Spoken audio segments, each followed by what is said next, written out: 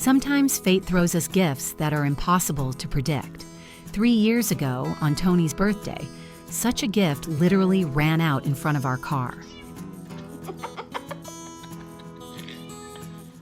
We were in a town near Atlantic City and had stopped at a shopping center to buy bagels. The weather was turning bad. A storm was approaching. Suddenly, we saw movement.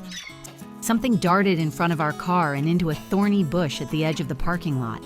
It wasn't just a shadow. It was a tiny cat, all alone. We froze.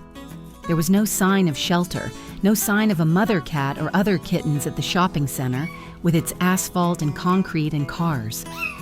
We realized she was lost or abandoned.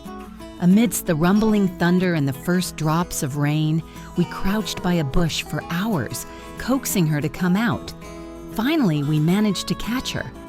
The moment Tony picked her up, I knew she was coming home with us. There were no more questions. We took her to the vet, and then we took her home.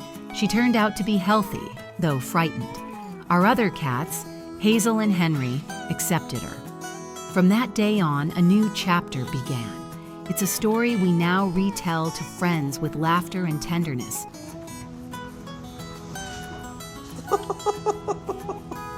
From the very beginning, it was clear that this little girl had a louder-than-life personality.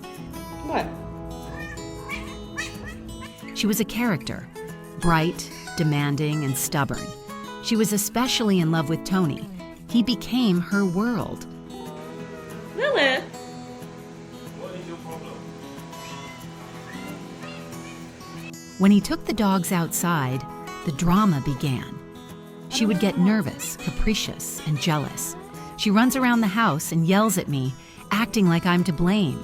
She can easily bite, gently and playfully, barely touching the skin. These small bites are more of a ritual than an act of aggression. Be nice. As soon as he returns, though, she's already at the door. The first thing she does is slap one of the dogs as if to say, "He's mine." Okay. She adores Henry. This sweet, calm boy has become her constant cuddle buddy. They lie side by side with their heads together as if they know this house has its own magic, the magic of acceptance and love. Hazel and Henry are at an age where they just want to lie around in peace. However, our little lady is a perpetual motion machine. She's always exploring, running around, diving into cupboards, and jumping on shelves. If she's bored, she screams, especially when I'm in the kitchen. Lilith! I stand at the stove, Excuse me. and she stands on her hind legs, looks me in the eye, and demands attention. Right now, no negotiations. Sometimes I look at her and think, how is this possible? She was a cat from the parking lot, a wet ball of fear in a bush, and now she's the fiery heart of our home. I go up to her, hug her as much as she allows, and say, "Why won't you let me love you more? I'm trying so hard. I love you so much. Can I just hold you a little longer?" But she, like everyone, loves in her own way. Sometimes it's harshly, sometimes loudly, sometimes with a slap to the dog and a scream in my direction. But if you listen closely, you'll hear one thing behind it all. I am here. This is my home. These are my people. We can't imagine a morning without her cries, an evening without her leaps, or a day without her bold gaze.